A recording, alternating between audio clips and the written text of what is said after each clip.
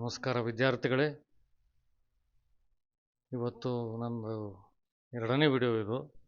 ಯಾಕಂದರೆ ತುಂಬ ಇಂಪಾರ್ಟೆಂಟ್ ಆಗಿರೋದ್ರಿಂದ ಅದನ್ನು ಸ್ವಲ್ಪ ಆದಷ್ಟು ಬೇಗ ನಿಮಗೆ ತಲುಪಿಸ್ಬೇಕನ್ನೋದು ನನ್ನ ಉದ್ದೇಶವಾಗಿತ್ತು. ಅದಕ್ಕೆ ಇದನ್ನು ನಾನು ಮತ್ತೊಂದು ಸರ್ತಿ ಇವಾಗ ಎರಡನೇ ವಿಡಿಯೋ ಆಗಿ ಮಾಡ್ತಾಯಿದ್ದೀನಿ. ಈ ವಿಡಿಯೋದಲ್ಲಿ ಏನು ಹೇಳಬೇಕಂತ ಪ್ರಯತ್ನ ಮಾಡ್ತಿದ್ದೀನಿ ಅಂತಂದರೆ, ಇವಾಗಲೇ ಕೆ ಇ ಮತ್ತು ನೀಟ್ ಸಂಬಂಧಪಟ್ಟಂತೆ ಕೋರ್ಟಲ್ಲಿ ಏನು ಇದು ಕೇಸ್ ನಡೀತಾ ಇತ್ತು, ಅದರದ್ದು ಜಜ್ಮೆಂಟ್ ಆರ್ಡರು ಪಾಸ್ ಆಗಿದೆ. ಅದರ ಸಂಕ್ಷಿಪ್ತ ವಿವರಣೆಯನ್ನು ನಾನು ಇವಾಗ ಕೊಡೋಕ್ಕೆ ಬಯಸ್ತಾ ಇದ್ದೀನಿ. ನಾಳೆ ಸ್ವಲ್ಪ ಎಲ್ಲ ಡೀಟೇಲ್ಸ್ ತೊಗೊಂಡು ಮತ್ತೊಮ್ಮೆ ನಿಮಗೆ ನಿಮ್ಮ ಮುಂದೆ ತಂದಿಡ್ತಾ ಇದ್ದೀನಿ ಡೀಟೇಲ್ ಆಗಿ. ಸೊ ಇವತ್ತಿನ ಜಜ್ಮೆಂಟ್ ಪ್ರಕಾರ ನೋಡೋದಾದರೆ, ಕೋರ್ಟು ಏನು ಡಿಸಿಷನ್ ತೊಗೊಂಡಿದೆ ಅಂತಂದರೆ, ಮುಖ್ಯವಾಗಿ ಈಗ ಪ್ರಕಟವಾಗಿರೋ ಕೆ ಎ ಕಡೆಯಿಂದ ಏನು ಪ್ರಕಟವಾಗಿತ್ತು ಪ್ರೊವಿಷನಲ್ ಲಿಸ್ಟು, ಅದನ್ನು ನಲ್ ಆ್ಯಂಡ್ ವೈಡ್ ಮಾಡಿ ಕೆ ಇಗೆ ಫ್ರೆಶ್ ಆಗಿ ಥರ್ಡ್ ರೌಂಡ್ ಕೌನ್ಸಿಲಿಂಗನ್ನು ಕಂಡಕ್ಟ್ ಮಾಡಬೇಕಂತ ಆರ್ಡರ್ ಮಾಡಿದೆ. ಅದರ ಜೊತೆಗೆ they have ordered to conduct it in 2 stages. 2 ಹಂತದಲ್ಲಿ ಕೌನ್ಸಿಲಿಂಗ್ ಮಾಡ್ಬೋದು ಅಂತಲೂ ಕೂಡ ಹೇಳಿದ್ದಾರೆ. But the due date is set for December 2.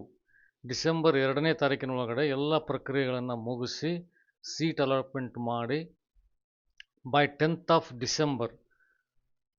ಡಿಸೆಂಬರ್ಗೆ ಎಲ್ಲ ಅಡ್ಮಿಷನ್ ಪ್ರೊಸೀಜರ್ನ ಮುಗಿಸಿ ಮಕ್ಕಳಿಗೆ ಕಾಲೇಜಿಗೆ ಹೋಗೋಕ್ಕೆ ಅನುಕೂಲ ಮಾಡಬೇಕಂತ ಅವರು ಆರ್ಡ್ರಲ್ಲಿ ತಿಳಿಸಿದ್ದಾರೆ. ಅಂದರೆ ಇವಾಗ ಆಗಿರೋ ಥರ್ಡ್ ರೌಂಡ್ ಕೌನ್ಸಿಲಿಂಗಿನ ಪ್ರೊವಿಷನಲ್ ಲಿಸ್ಟ್ ಏನು ಬಂದಿದೆ, 24ನೇ ತಾರೀಕಿಗೆ ಬಂದಿತ್ತು, ಅದನ್ನು ಕ್ಯಾನ್ಸಲ್ ಮಾಡಿ ಇರೋ ಸೀಟುಗಳನ್ನು ಎಲ್ಲ as per the supreme court order and other guidelines, they have ordered KA or instructed KA to conduct a fresh counseling for the third round seat allotment. I mean to say, fresh counseling for the third round seat allotment for medical and dental, whatever the case was going on. ಅದರ ಪ್ರಕಾರ ನೋಡೋದಾದರೆ, ಇವಾಗ ಎಲ್ಲ seat allotment provisional ಲಿಸ್ಟಲ್ಲಿ ಏನಾಗಿತ್ತು ಅದು hold ಆಗಿ cancel ಆಗುತ್ತೆ.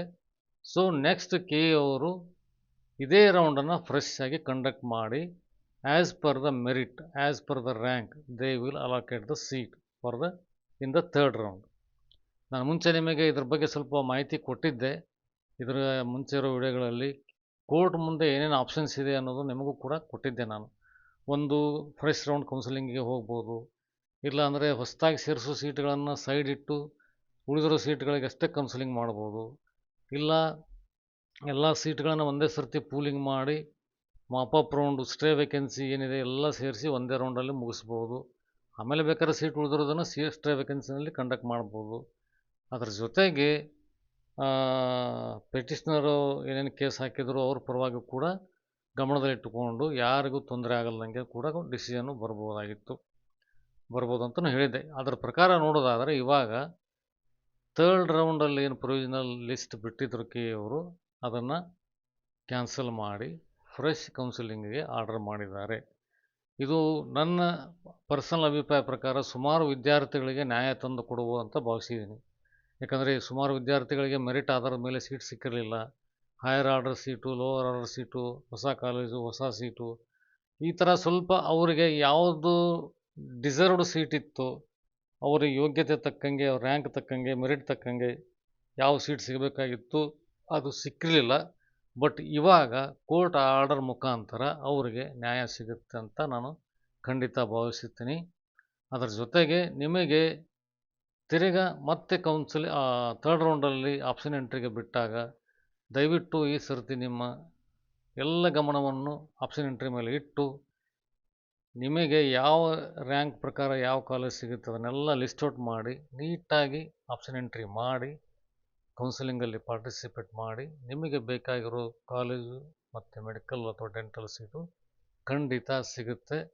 ಎಲ್ಲರಿಗೂ ಒಳ್ಳೆಯದಾಗಲಿ. ನಿಮಗೆ ಏನಾದರೂ ಅನಿಸಿಕೆಗಳಿದ್ದರೆ ಕಮೆಂಟ್ ಬಾಕ್ಸಲ್ಲಿ ತಿಳಿಸಿ. ಬಟ್ ನಾನು ಒಂದೇ ಹೇಳೋದು, ಈ ಜಜ್ಮೆಂಟು ನಿಜವಾಗೂ ಸುಮಾರು ವಿದ್ಯಾರ್ಥಿಗಳಿಗೆ ಖುಷಿ ತಂದು ಕೊಡುತ್ತಂತ ನಾನು ಭಾವಿಸಿದ್ದೀನಿ. ಸುಮಾರು ವಿದ್ಯಾರ್ಥಿಗಳಲ್ಲಿ ಮೆರಿಟ್ ಆಧಾರ ಮೇಲೆ ಇರೋ ಸೀಟ್ಗಳು ಬಂದೇ ಬರ್ತವೆ.